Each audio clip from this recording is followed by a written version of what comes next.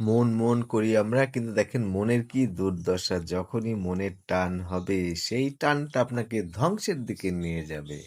আর যখন সেটা ব্রেনের টান হবে, বুদ্ধির টান হবে, সেটা কিন্তু আপনাকে অনেক বিপদ থেকে বাঁচাতে পারে।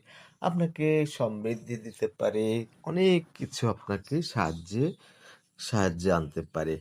আর এই টান কার প্রতি হয় জানেন? মনের টান। এই টান তার প্রতি হয় যে মেরে ফেলবে তার প্রতি। লম্পট, জোচ্চোর, গাঁজাখোর, এই খোর এরকম হিংস্র দানব অনেক পুরুষ আছে দেখবেন।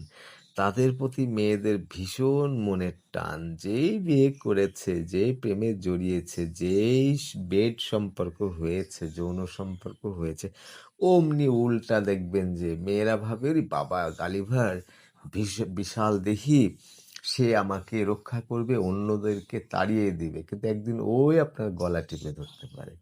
মানে বলা যাবে না। তার মানে মনের টান ধ্বংসাত্মক। এই মনের টান যে মেরে ফেলবে তার প্রতি, যে আপনাকে আদর করছে, ভালোবাসা দিচ্ছে, আপনাকে যত্ন নিচ্ছে, তার প্রতি আপনার মনের টান হবে না।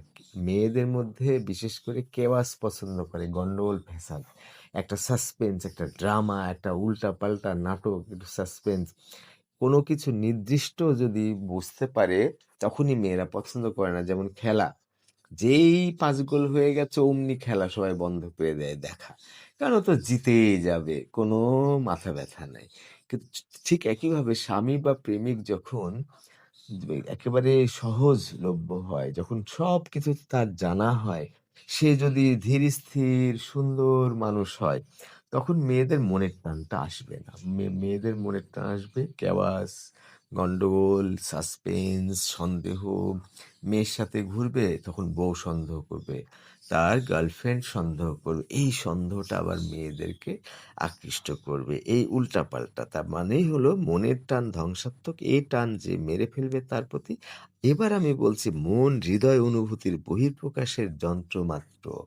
আপনার হৃদয়ও যা, মনও তাই। হৃদয়ের ভেতরে যে লালসা, আইসক্রিম খাওয়ার স্বপ্ন, ১০টা ২০টা প্রেম করার স্বপ্ন,